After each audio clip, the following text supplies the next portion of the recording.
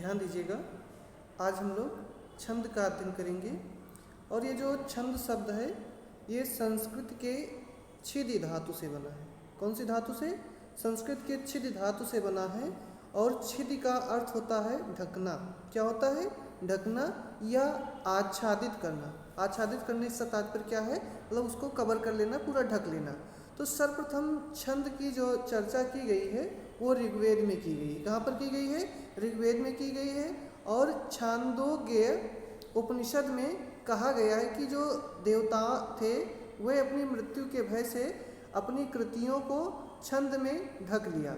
शास्त्रीय कथन यह है कि कलाकार यानी कि साहित्यकार और कलाकृति, कला को आकृति देने वाले को छंद जो होता है वो अकाल मृत्यु से क्या करता है? बचा लेता है। अतः कहा जा सकता है कि जो छंद है वह सुंदर आवरण है। छंद क्या है? छंद सुंदर आवरण है जो कविता कामिनी के शरीर को ढक कर उसके सौंदर्य में क्या करती है? वृद्धि करता है। क्या कहेंगे? छंद कहेंगे। अब एक हम परिभाषा देखेंगे कि जिन रचनाओं में वर्ण, मात्रा, गति, तुक आदि पर बल दिया जाता है वे छंद कहलाते हैं। छंद किसे कहते हैं?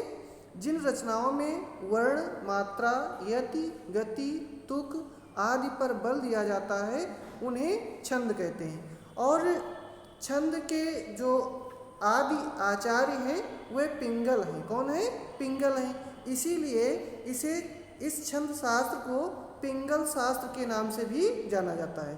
तो यानी कि हम लोगों ने देखा कि छंद शब्द का अर्थ क्या है और ये किस धातु से बना है और इसका अर्थ क्या होता है और इसकी परिभाषा क्या है।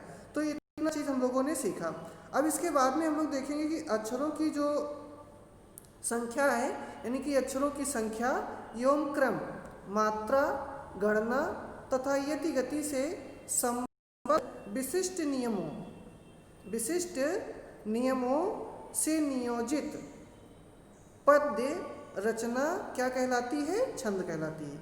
अक्षरों की संख्या एवं क्रम, मात्रा, गणना तथा यति गति से संबद्ध विशिष्ट नियमों से नियोजित पद्य रचना जो होती है वह छंद कहलाती है। अब इसके बाद में हम लोग पढ़ेंगे छंद के अंग। क्या पढ़ेंगे? छंद के अंग या छंद की रचना। तो छंद की जो रचना है वो प्राचीन काल से ही काव्य में छंद योजना एक कठिन साधना रही है। छंद रचना की एक विशेष प्रक्रिया सुनिश्चित की गई है और इसमें ये होता है कि छंद की रचना प्रक्रिया समझने के लिए उसके जो अंग हैं उन अंगों को समझना आवश्यक होता है। और अंग कौन कौन से हैं? जैसे वर्ण है, मात्रा है, यति है, गति है, तुक है, लघु और गुरु है और गढ़ है। ये 6-7 अंग हैं जो छंद के अंग के नाम से जाने जाते हैं। अब इसमें हम लोग सबसे पहले पढ़ेंगे वर्ण किसे कहते हैं। वर्ण, तो आइए ध्यान दीजिएगा। आप लोग जानते हैं कि वर्ण किसे कहते हैं? वर्ण मीन्स अक्षर, यानी कि अक्षरों को क्या कहते हैं? वर्ण कहते हैं। और ये किसी भी भाषा की सबसे छोटी ध्वनि होती है जिसे विखंडित नहीं किया जा सकता है, यानी कि उसको उस वर्ण को और छोटे भागों में डिवाइड नहीं किया जा सकता है, बांटा नहीं जा सकता है, तो उसे क्या कहेंगे? वर्ण कहेंगे। और ये जो वर्ण होते हैं ये 2 प्रकार के होते हैं, एक ह्रस्व वर्ण और दूसरा दीर्घ वर्ण। ह्रस्व वर्ण और दीर्घ वर्ण। तो जो ह्रस्व वर्ण होते हैं उनके उच्चारण में कम समय लगता है। क्या होता है? उनके उच्चारण में कम समय लगता है, या कह सकते हैं जिन वर्णों के उच्चारण में थोड़ा समय लगे, जिन वर्णों के उच्चारण में थोड़ा समय लगे वह ह्रस्व वर्ण कहलाते हैं। जैसे अ, इ, उ, टे। और इनकी एक मात्रा गिनी जाती है जिसका चिन्ह आप स्क्रीन पे देख रहे हैं। केवल एक खड़ी पाई होती है, इसका मतलब होता है ह्रस्व। क्या होता है? ह्रस्व का मतलब होता है छोटा। ठीक है बच्चों, यानी कि इनके उच्चारण में बहुत कम समय लगता है, इसीलिए ये ह्रस्व कहलाते हैं। अब इसके बाद में जो दूसरा वर्ण भेद है वो है दीर्घ। तो दीर्घ जिन वर्णों के उच्चारण में ह्रस्व वर्ण से दूना समय लगे।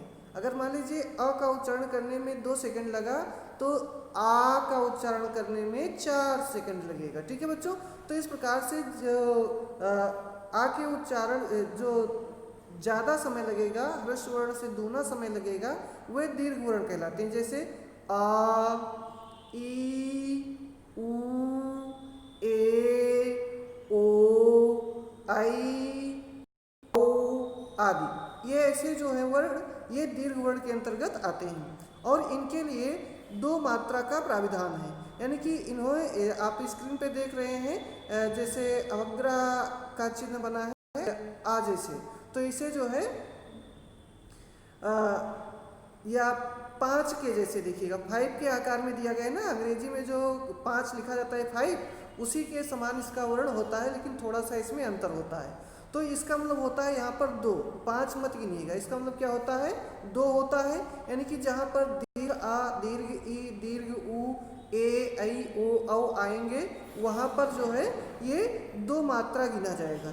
अब कुछ बच्चे क्या होता है कर लेते हैं कि जैसे ए लिखा गया और आई लिखा गया, तो ये के लिए 1 मात्रा कर लेते हैं और आई के लिए 2 मात्रा कर लेते हैं, तो ये चीज़ वहाँ पर गलत हो जाएगा। ए के लिए भी 2 मात्राएं होंगी और आई के लिए भी 2 मात्राएं होंगी, क्योंकि ये दीर्घ होते हैं, इनका ह्रस्व नहीं होता है। तो ह्रस्व न होने के कारण इनके ऊपर 1 मात्रा का कोई प्राविधान नहीं बनता है। तो इस प्रकार से हम लोगों ने देखा कि जो वर्ण होते हैं वो 2 प्रकार के होते हैं, एक ह्रस्व वर्ण और दूसरा दीर्घ वर्ण। अब इसके बाद में एक श्लोक में भी कहा गया है कि एक मात्रो भवेत ह्रस्व, द्विमात्रो दीर्घोच्यते, त्रिमात्रो प्लुप्तो गेयम, व्यंजनाचार्य मात्रकम। ये क्या पढ़ा होगा जब संस्कृत व्याकरण की कक्षाएं संचालित हुई थी, तो आपको बताया गया था कि एक मात्रो भवेत ह्रस्व, एक मात्रा होती है ह्रस्व स्वर में, और द्विमात्रो दीर्घोच्यते, और द्विमात्राएं दीर्घ स्वर में होती हैं, और त्रिमात्रो प्लुप्तो गेयम, और प्लुत स्वर में 3 मात्राएं होती हैं, और व्यंजनात् चार्ध मात्रकम, और जो व्यंजन वर्ण होते हैं उनके लिए आधी मात्रा का प्राविधान होता है या उनके लिए आधी मात्रा दिया जाता है। तो इस प्रकार से हम लोगों ने 2 प्रकार के वर्णों का अध्ययन किया, एक दीर्घ और दूसरा ह्रस्व और दीर्घ। ह्रस्व में कौन कौन से स्वर आते हैं, आ, ई, उ, री आता है, और दीर्घ में आ, ई, उ, ए, आई, ओ, औ, ये जो है दीर्घ के अंतर्गत आते हैं। अब इसके बाद में हम लोग देखेंगे मात्रा। अगला क्या है, मात्रा। तो ध्यान दीजिएगा, किसी स्वर के उच्चारण में जितना समय लगता है, मात्रा किसे कहेंगे, किसी स्वर के उच्चारण में जितना समय लगता है उसे मात्रा कहते हैं। उसे क्या कहते हैं, मात्रा कहते हैं। छंद शास्त्र में मात्रा को कई संज्ञाएं दी गई हैं। छंद शास्त्र में मात्रा को कई संज्ञाएं दी गई हैं, जैसे माता, मत, कला, कल इत्यादि। यहाँ पर ध्यान दीजिएगा, वर्णों और मात्राओं की गिनती में महत्वपूर्ण भेद यह है कि वर्ण सस्वर अक्षर को और मात्रा सिर्फ स्वर अक्षर को कहते हैं। मात्रा किसे कहते हैं, केवल स्वर अक्षर को कहेंगे, और जो वर्ण होते हैं उनमें सस्वर यानी कि स्वर जुड़े होते हैं तो वे वर्ण होते हैं, और जिनमें केवल स्वरों को गिना जाता है वे मात्रा होते हैं। अब इसके बाद में हम लोग देखेंगे वर्ण और मात्रा की गणना। तो आप देख रहे हैं स्क्रीन पर कि जो ह्रस्व स्वर वाले वर्ण होते हैं उन्हें एक वर्णिक या एक मात्रिक कहते हैं। एक वर्णिक मीन्स एक वर्ण और एक मात्रिक मीन्स एक मात्रा। तो ये एक वर्णिक या एक मात्रिक होते हैं। जैसे जो क है वो एक वर्णिक है, की है वो एक वर्णिक है, और जो अ है वो ई है, ऊ है, तो ये एक मात्रिक हैं, क्योंकि जो स्वर मात्रा कहलाएंगे और जो व्यंजन के साथ होंगे वे क्या कहलाएंगे, वे कहलाएंगे सस्वर अक्षर। अब ध्यान दीजिएगा, इसमें हम लोग देखेंगे, यहाँ पर आप पे देख रहे हैं दीर्घ स्वर वाले वर्ण। दीर्घ स्वर में एक वर्णिक और द्विमात्रिक, एक वर्णिक और द्विमात्रिक। अब जैसे का है तो का एक वर्ण है, लेकिन इसमें आ छिपा हुआ है, तो इसलिए ये द्विमात्रिक हो जाएगा। ठीक है बच्चों, तो एक वर्णिक द्विमात्रिक। जैसे आ है तो आ में तो एक वर्ण है, लेकिन यहाँ पर ये द्विमात्रिक होगा। ठीक है, तो आ है, ई है, ऊ है, ए है, आई है, औ है, ओ है, तो ये सब द्विमात्रिक है। और जो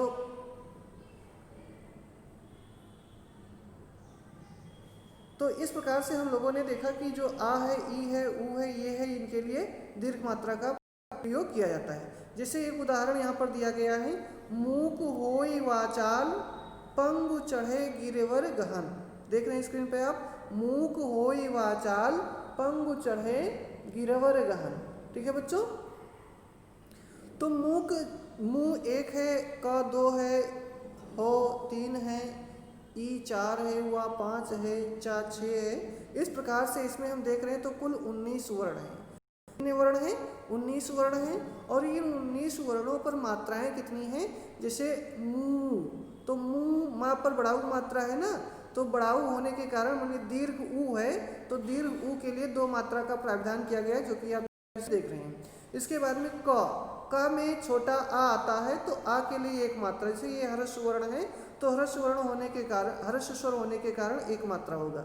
फिर हो, तो हो ओ आया ना, तो वो के लिए 2 मात्रा का प्रयोग किया जाएगा, तो 2 मात्राएं हो गई। फिर ई, हो ई के लिए 1 मात्रा होगा।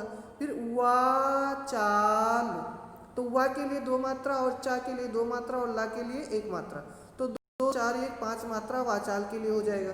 फिर पंगु, तो जो अनुस्वार है उसके लिए 2 मात्रा का प्रयोग किया जाता है। अनुस्वार के लिए कितनी मात्रा का प्रयोग किया जाता है?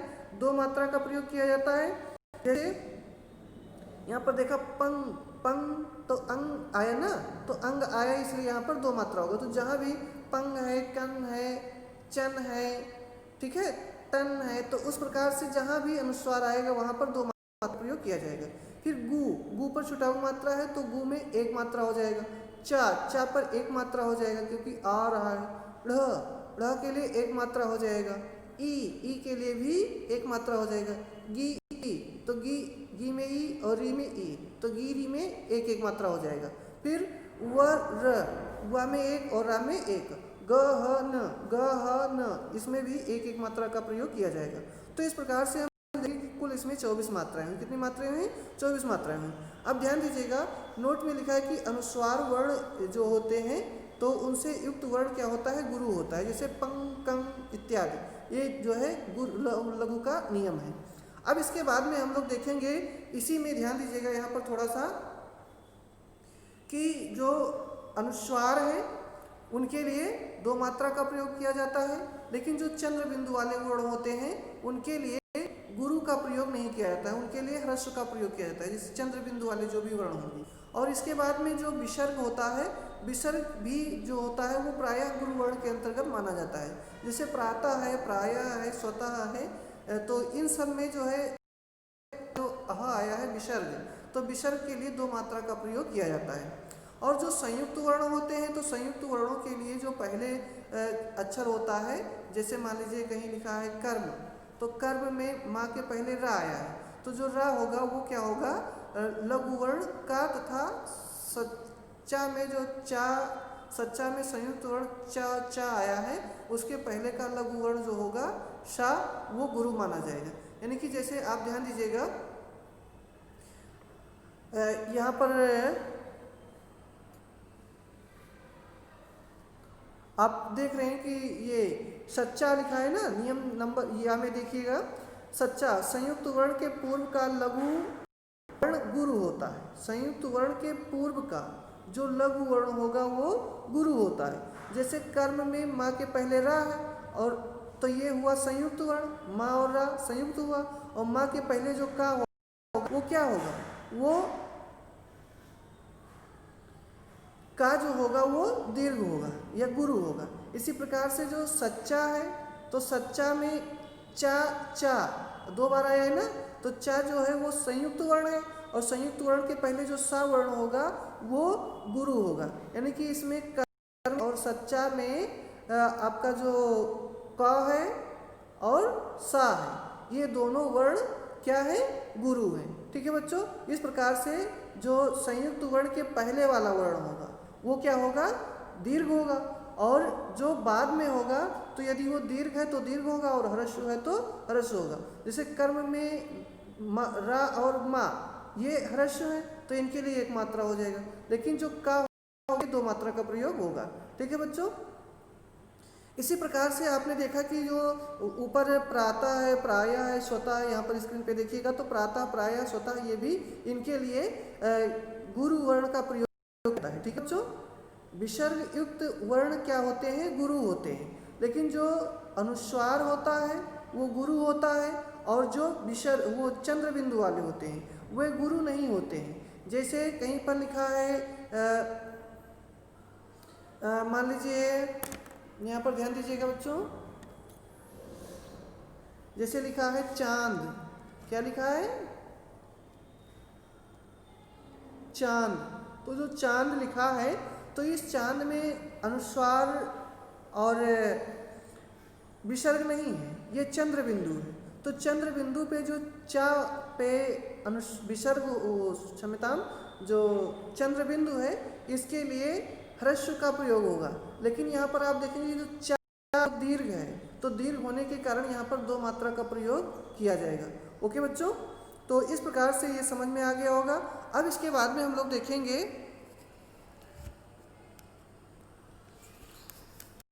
ध्यान दीजिएगा, हम लोग यहाँ तक पढ़ चुके हैं। अब इसके बाद में देखेंगे यति। तो यति क्या होता है देखेंगे, देखिएगा छंदों को पढ़ते समय कई स्थानों पर विराम लेना पड़ता है। छंदों को पढ़ते समय कई स्थानों पर विराम लेना पड़ता है। जब आप रामायण की चौपाई का अध्ययन किया होगा, पढ़ा होगा, तो वहाँ पर कहीं कहीं पर रुकना होता है। तो जब वहाँ पर हम जहाँ पर रुकते हैं उसे यति कहते हैं। क्या कहते हैं? यति कहते हैं। यानी कि जिस विराम स्थल पर रुका जाता है उसे क्या कहेंगे? यति कहेंगे। उसे यति की संज्ञा दी गई है। नियमित वर्णों तथा मात्राओं पर यति लागू होती है। जो नियमित वर्ण होते हैं या जो नियमित मात्राएं होती हैं उनके बाद यति होती है। जैसे चौपाई में 16 मात्राएं होती, तो 16 के बाद में यति लेना आवश्यक होता है, यति लिया जाता है। जैसे बंदौ गुरु पद पदुम परागा, सरच सुभाष सरस अनुरागा, या मूक होय वाचाल पंगु चढ़े गिरवर गहन। तो मूक होय वाचाल, थोड़ी देर के लिए रुके, फिर पंगु चढ़े गिरवर गहन। तो इस प्रकार से इसमें जहाँ पर हम चाल के बाद थोड़ी देर के लिए विराम किए, रुके, उसे क्या कहेंगे? यति कहेंगे। यति का मतलब क्या होता है? रुकना। यति का मतलब क्या होता है? रुकना। अब इसके बाद में जो दूसरा है, अगला चौथे नंबर पर है गति। चौथे नंबर क्या है? गति। तो गति का तात्पर्य क्या होता है? फोर्स, चलना। यानी कि छंदों को पढ़ते समय एक प्रकार की प्रवाह या धारा की अनुभूति होती है। छंदों को पढ़ते समय एक प्रकार के प्रवाह या धारा की अनुभूति होती है, उसे क्या कहते हैं? गति कहते हैं। जैसे बंदौ गुरु पद पदुम परागा, सरच सुभाष सरस अनुरागा। तो इस प्रकार से प्रवाह कहते हैं या गति कहते हैं। ठीक है बच्चों। अब इसके बाद में जो अगला है वो है तुक। क्या है? तुक। छंदों को पदांत में जो अक्षर की समानता पाई जाती है, छंद के अंत में जो अक्षरों की समानता पाई जाती है उन्हें क्या कहते हैं? तुक कहते हैं। जैसे आपने देखा होगा कि निरख सिद्धि साधक अनुरागे, निरख सिद्धि साधक अनुरागे, सहज स्नेह सराहन लागे। सहज स्नेह सराहन लागे। तो अनुरागे में और लागे में आप क्या देखते हैं कि अनुरागे में और लागे में गे आ रहा है ना। तो जो गे आ रहा है वही गे वर्ण जो होगा वो आपका क्या होगा? तुक होगा, तुकांत। यानी कि जिससे एक समान के स्वर आते हैं या उच्चारण होता है तो उन्हें तुक कहते हैं। तो आपने देखा कि छंदों को पदांत में, पद के अंत में जो अक्षरों की समानता पाई जाती है उन्हें क्या कहते हैं? तुकांत कहते हैं। तुकांत और अतुकांत ये दो प्रकार के होते हैं। यानी जैसे अनुरागे में गे आ गया और लागे में गे आ गया, भरत को और करत को। अगला है होत न भूतल भाव करत, भरत को अचर सचर चर अचर करत को। तो को आ गया ना, तो ये पदांत वाला तुकांत है। ये तुकांत है। क्या है? ये तुकांत है। लेकिन अतुकांत में क्या होता है कि जैसे एक प्रकार की कोई छंद रचना नहीं आती है, उसे अपदांत कहते हैं। नहीं, अपदांत नहीं, अतुकांत कहते हैं। यानी कि जिनके अण में जैसे मान लीजिए इधर के है तो उधर गौ आ जाए या भो आ जाए या कोई अन्य स्वर आ जाए तो उसे क्या कहेंगे? अतुकांत कहेंगे। तो तुक दो प्रकार के होते हैं, तुकांत और अतुकांत। ठीक है, यहाँ तक समझ में आ गया होगा। अब इसके बाद में हम लोग देखेंगे गुरु। क्या देखेंगे? लघु और गुरु। तो ये पहले अभी बताया जा चुका है इससे पहले कि छंद शास्त्र में ह्रस्व को लघु कहते हैं और दीर्घ को गुरु कहते हैं, जिसके ह्रस्व के लिए एक मात्रा का प्रयोग होता है जिसे एक खड़ी पाई के द्वारा, और जिन चिन्हों का प्रयोग दो मात्रा के लिए होता है उसे अंग्रेजी के 5 के जैसे ऐसे दिखाया जाता है। यहाँ पर देखिएगा आप लोग ध्यान दीजिएगा बच्चों, इस टाइप का दिखाया जाता है, तो उसे जो है का प्रावधान होता है या दो मात्रा के लिए इसका प्रयोग किया जाता है और इसे दीर्घ पढ़ा जाता है। क्या पढ़ा जाता है? गुरु पढ़ा जाता है। ठीक है, तो इस प्रकार से ये हुआ। अब इसमें आपने देखा कि जो गुरु और दीर्घ के नियम है, तो यहाँ पर देखिएगा जो लघु वर्ण होते हैं और स्वर वर्ण और इनसे युक्त व्यंजन को लघु माना जाता है। जैसे कलम में इसमें 3 लघु वर्ण है और इनके लिए एक एक मात्रा का प्रयोग करेंगे, 3 मात्राएं हो जाएंगी। ठीक है, इसी प्रकार से अब जो दूसरा नियम है वो ह्रस्व स्वर पर जब चंद्र बिंदु है तब भी वह लघु ही होता है। ह्रस्व स्वर जैसे मान लीजिए कि फंसना, क्या है? फंसना है, तो फा के ऊपर जो चंद्र बिंदु है वो फा चूंकि ह्रस्व है, यहाँ पर ध्यान दीजिएगा,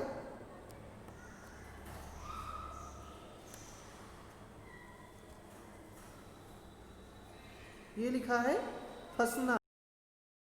जो यदि चंद्र बिंदु हटा लिया जाए तो फा ह्रस्व है ना, तो फा ह्रस्व होने के कारण ह्रस्व की एक मात्रा होती है ना, तो फा में आ या आ की एक मात्रा हुई। लेकिन चंद्र बिंदु होने के कारण अब इसमें आप सोचेंगे कि 2 मात्रा होगी कि 1 मात्रा होगी, तो जब चंद्र बिंदु होगा तो 1 मात्रा होगी। लेकिन अगर केवल अनुस्वार है, चंद्र बिंदु नहीं है, तो 2 मात्रा होगा। ठीक है, तो फंसना में जो चंद्र बिंदु है उसके लिए 1 मात्रा का प्रयोग किया जाएगा। अब इसके बाद में बच्चों हम लोग आगे देखेंगे कि जो इसके बाद में जो गुरु है, तो गुरु में जो आ, ई, उ और री इत्यादि दीर्घ स्वर होते हैं, इनके लिए गुरु का प्रयोग किया जाता है। जैसे आम, ईख, ऊन, इन सब में जो आ है, ई है, ऊ है, ये दीर्घ वर्ण है और इनके लिए गुरु शब्द का प्रयोग किया जाता है, गुरु मात्रा। फिर इसके बाद में जो ऐ, औ, ओ, औ, ए, ऐ, ओ, औ, यानी कि ये संयुक्त स्वर हैं, उनमें जब ये किसी व्यंजन में मिलते हैं तो भी दीर्घ भी माने जाते हैं। जैसे एकता, एकता में ए आया है तो ए के लिए 2 मात्रा होगा। ऐनक में अ आया है तो 2 मात्रा होगा। ओखल में ओ आया है तो ओ के लिए 2 मात्रा का प्रयोग होगा, होंगे। ठीक है बच्चों, अब इसके बाद में हम लोग देखेंगे कि जो अनुस्वार युक्त वर्ण होते हैं वह गुरु होते हैं। जैसे यहाँ पर देखिए स्क्रीन पे लिखा है चंचल, पंडित, तो चंचल में च और पंडित में प, इन दोनों के ऊपर अनुस्वार लगा है और अनुस्वार है इसलिए ये जो है क्या होंगे? गुरु हैं। लेकिन चंद्र बिंदु वाले जो वर्ण होंगे वे गुरु नहीं होते हैं, जैसा कि अभी बताया गया फंसना। ठीक है, और अब इसके बाद में जो विसर्ग युक्त वर्ण होते हैं वे भी गुरु होते हैं। विसर्ग युक्त, जैसे आप प्रातः में विसर्ग देख रहे हैं, प्रायः में विसर्ग देख रहे हैं, स्वतः में विसर्ग देख रही हैं, तो यहाँ पर जो त, यह और त वर्ण आए हैं ये गुरु होंगे, क्योंकि इनके अंत में विसर्ग आया है। विसर्ग का मतलब अह, ठीक है, तो ये क्या होंगे? गुरु होंगे।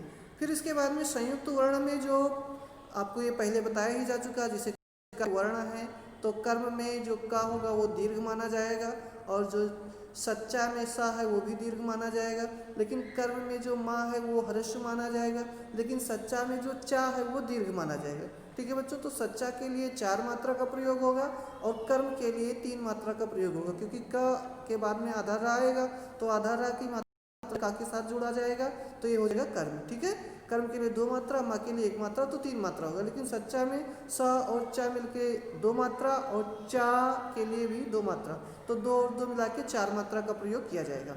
अब इसके बाद में अगला है गढ़।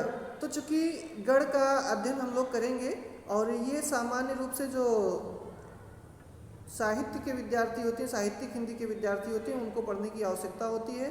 और जो सामान्य हिंदी के विद्यार्थी हैं उन्हें चूँकि उनमें मात्रिक वर्णिक छंद नहीं है, तो वर्णिक छंद पाठ्यक्रम के कारण ये उनको पढ़ने की आवश्यकता नहीं है और जानकारी के लिए चाहे तो पढ़ भी सकते हैं। ठीक है बच्चों, तो हम लोग देखेंगे गढ़। तो वर्णिक छंद में लघु और गुरु के क्रम को बनाए रखने के लिए गढ़ों का प्रयोग किया जाता है। और ये जो गढ़ होते हैं वो 3 वर्णों के समूह को गढ़ कहते हैं। कि 3 वर्ण जब एक साथ मिल जाते हैं तो उन्हें क्या कहेंगे? गण कहेंगे। और गढ़ों की जो संख्या होती है वो 8 होती है। गढ़ की संख्या कितनी होती है?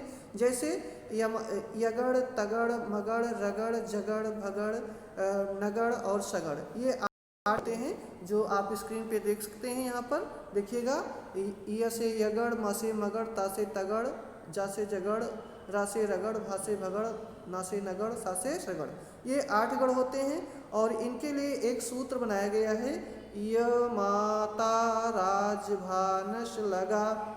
य माता राजभानस लगा, बोलिए आप लोग भी साथ में बोलिएगा, य माता राजभानस लगा। य माता राजभानस लगा। ठीक है बच्चों?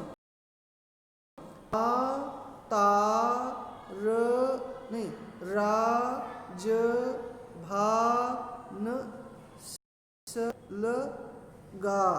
ठीक है बच्चों? तो या में या से बनेगा यगड़, मा से मगड़, ता से तगड़, रा से रगड़, जा से जगड़, भा से भगड़, ना से नगड़, सा से सगड़, और ला और गा से लगड़ और गागड़ नहीं होगा, लगड़ और गगड़ नहीं होगा, क्योंकि इनको त्रिक बनाने में, गढ़ बनाने में ये सहायक वर्ण हैं। तो इसलिए ला से लगड़ और गा से गगड़, केवल पहले के जो 8 अक्षर हैं य म त र ज भ न स, यहीं तक आपके 8 गढ़ पूरे हो रहे हैं।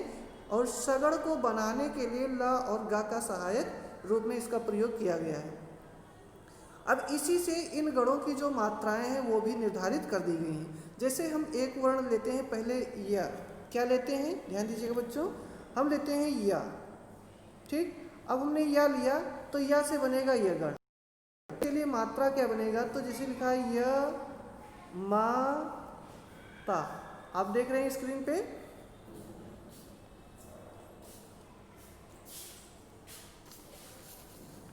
य माता। ठीक है बच्चों? तो य माता में आपने देखा कि या के लिए 1 मात्रा, के लिए 2 मात्रा और ता के लिए 2 मात्रा। ये ता मा ता 2 आ रही ना, तो इसलिए इनके लिए 2 मात्रा का प्रयोग करेगा। तो 1 1 2 2, ये बन जाएगा यगड़। क्या बन जाएगा? यगड़ बन जाएगा। अब इसी प्रकार से आप देखेंगे कि जो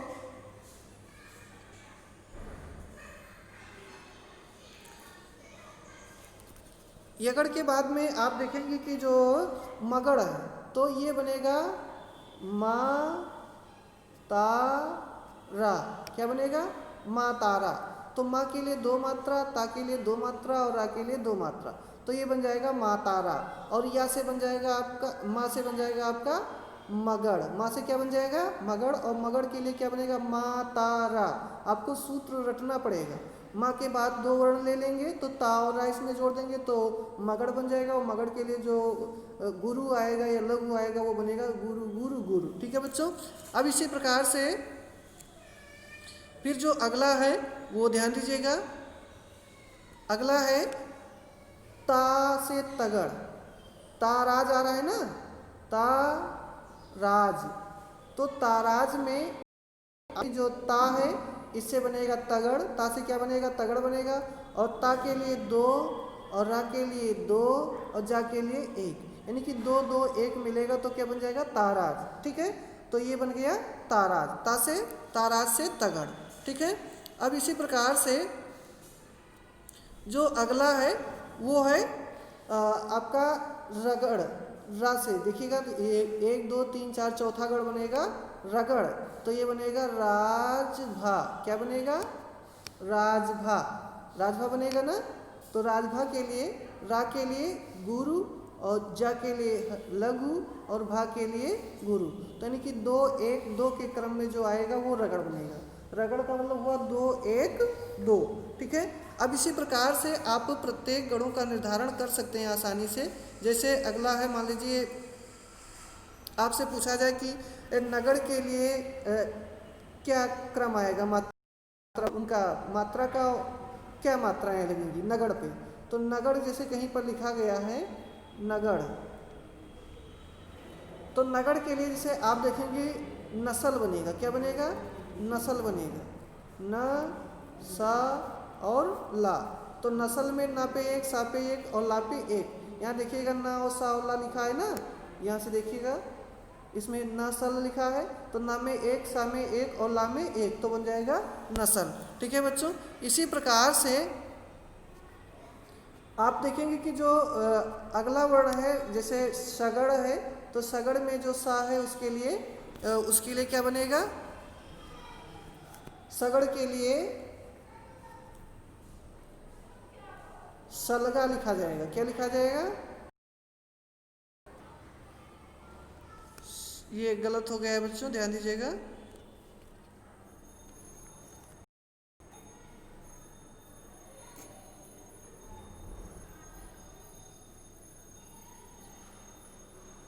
सलगा, ठीक है। तो सलगा के लिए सा पर एक मात्रा, ला पर एक मात्रा और गा पर दो मात्रा, एक एक दो, तो ये बन जाएगा सलगा। ठीक है, तो इस प्रकार से ये गढ़ बने और इन सभी गढ़ों का प्रयोग जो है हम लोग किसमें करते हैं? जब वर्णिक छंद पढ़ेंगे तो उस छंद में करेंगे। ओके, तो इस प्रकार से हम लोगों ने छंद से संबंधित जो सामान्य बातें थी उन सभी बातों का अध्ययन किया, जैसे वर्ण क्या होते हैं, गुरु क्या होते हैं, यति क्या होती है और गुरु क्या होता है और लय क्या होता है और छंद किसे कहते हैं, छंद का सबसे पहले प्रयोग कहाँ पर किया गया है और इसके प्रणेता कौन है, इत्यादि प्रश्नों का अध्ययन किया। गढ़ कितने होते हैं, गढ़ों की संख्या कितनी होती है और गढ़ कैसे, किस गढ़ के लिए कौन से लघु और गुरु की मात्रा का निर्धारण किया गया है, ये सारी चीज़ें इस वीडियो के माध्यम से देखा। अब इसके बाद में हम लोग वर्णिक छंद पढ़ेंगे, छंदों के प्रकार में पढ़ेंगे कि जो छंद होते हैं वो दो प्रकार के होते हैं, वर्णिक छंद और मात्रिक छंद। कहीं कहीं पर छंद के तीन भेद बताए गए हैं, उसमें एक मुक्तक छंद होता है और कहीं कहीं पर छंदों के चार भेद भी बताए गए हैं। जैसे पृथ्वीनाथ पांडे माने तो उन्होंने छंद के चार भेद बताए हैं, वर्णिक छंद, मात्रिक छंद, उभय छंद और मुक्तक छंद। तो ये चार छंद होते हैं और वैसे तो माध्यमिक शिक्षा में हम लोगों को केवल दो ही छंद पढ़ना है, दो पढ़ना है कि हाँ, एक वर्णिक छंद और दूसरा मात्रिक छंद। ये दो प्रकार के छंदों का हमें अध्ययन करना है। तो मात्रिक छंद में क्या होता है कि हम मात्राओं का गणना करते हैं, जैसे हर्ष और गुरु, लघु और गुरु का निर्धारण करते हैं और वर्णों की गणना करने के बाद में जो है छंद का निर्धारण करते हैं। तो अब इसके बाद में हम लोग अगले वीडियो में वर्णिक छंद और मात्रिक छंद का अध्ययन करेंगे। ओके बच्चों, वीडियो देखने के लिए बहुत बहुत धन्यवाद और आप लोगों को ये वीडियो समझ में आया होगा तो बताइएगा। ओके।